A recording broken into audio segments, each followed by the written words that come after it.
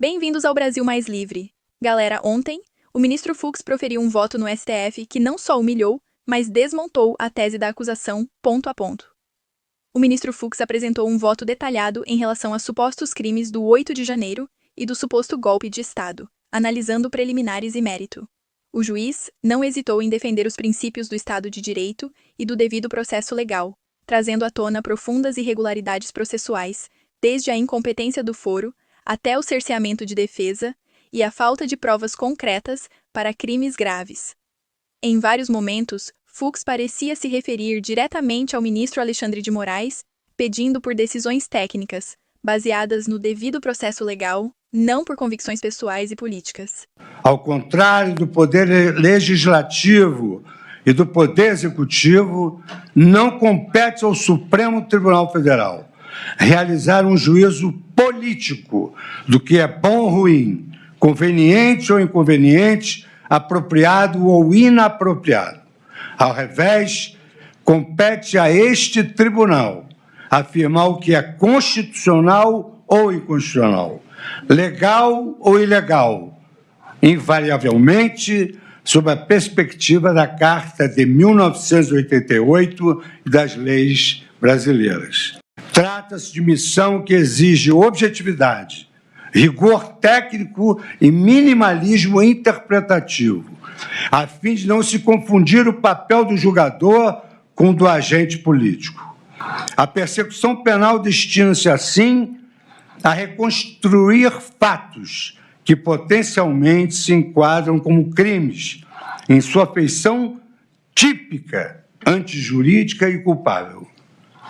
O Ministério Público, como titular da ação penal, tem o primeiro ônus de produzir evidências diretas e indiretas que corroborem ou infirmem as hipóteses acusatórias.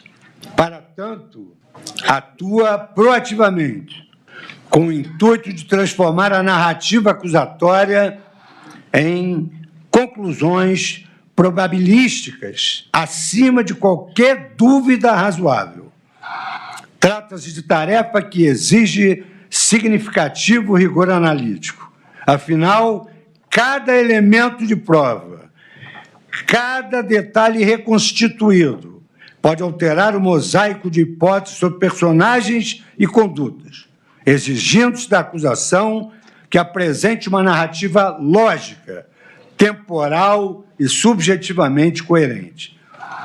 O juiz, por sua vez, deve acompanhar a ação penal com distanciamento, não apenas por não dispor de competência investigativa ou acusatória, como também por seu necessário dever de imparcialidade.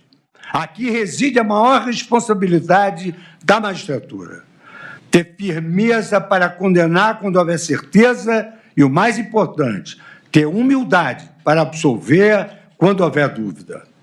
Essa responsabilidade encontra amparo em doutrinas penais e processuais sedimentadas ao longo dos séculos, cujas regras e princípios trazem parâmetros indispensáveis para uma jurisdição racional, coerente e, sobretudo, justa. O ministro também foi enfático ao declarar a nulidade dos atos praticados pelo STF devido à incompetência absoluta da primeira turma em julgar esse processo. Assim sendo, senhor relator, saltando todas as digressões que aqui fiz sobre o campo doutrinário e jurisprudencial, com as vênias de sua excelência, o dedicado relator e dos que o acompanharam, meu voto é no sentido de reafirmar a jurisprudência desta Corte adotada na questão de ordem na ação penal 937. Concluo, assim, pela incompetência absoluta do Supremo Tribunal Federal para o julgamento deste processo, na medida em que os denunciados já haviam perdido os seus cargos. E, como é sabido, em virtude da incompetência absoluta para o julgamento, impõe-se a declaração de nulidade de todos os atos decisórios praticados. Os réus não têm prerrogativa de foro ratione persone, porque não exercem função prevista na Constituição Federal. Se estão sendo processados como ainda ocupantes de cargos com prerrogativa, a competência do Supremo Tribunal, do plenário do Supremo Tribunal Federal. O fato de processos conexos terem sido julgados no plenário impõe o deslocamento deste feito para o órgão maior da Corte. E as premissas envolvem casos de incompetência absoluta. Mesmo o caso do plenário, incompetência absoluta, indispensável razão pelas duas uma. Ou o processo deve ir para o plenário ou tem de descer para a primeira instância. Assim sendo, senhor presidente, eu também acolho essa preliminar de incompetência absoluta da primeira turma e, na forma do artigo 567 do Código de Processo Penal, eu também declaro a nulidade de todos os atos praticados por este Supremo Tribunal Federal. Outro ponto que o ministro fez questão de deixar claro foi o tsunami de dados que foi despejado com pouquíssimo tempo para análise, conhecido como data dump. Foram mais de 5 terabytes de dados para serem analisados em meses. O próprio ministro disse que teve dificuldade ao fazer sua análise dos documentos. Por outro lado, os processos da Lava Jato tiveram 5 anos para ser analisados pela defesa. Deixa aqui nos comentários sua opinião sobre isso. Como Vossa Excelência pode verificar, eu estou evitando citar nomes dos colegas. Acho desconfortável e deselegante. Evidentemente que um celular ou computador apreendido no bojo de uma investigação integram o material probatório. Mas com tantos dados, tantas mensagens, tantas fotos, tantas fotografias de páginas saltadas de documentos, podem até não ser interesse da acusação, mas são essenciais para a defesa.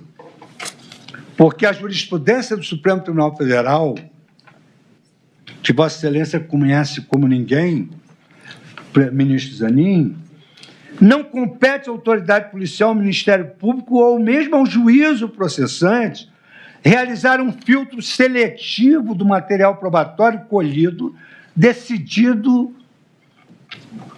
unilateralmente pela autoridade policial, o que é ou o que não é pertinente à defesa.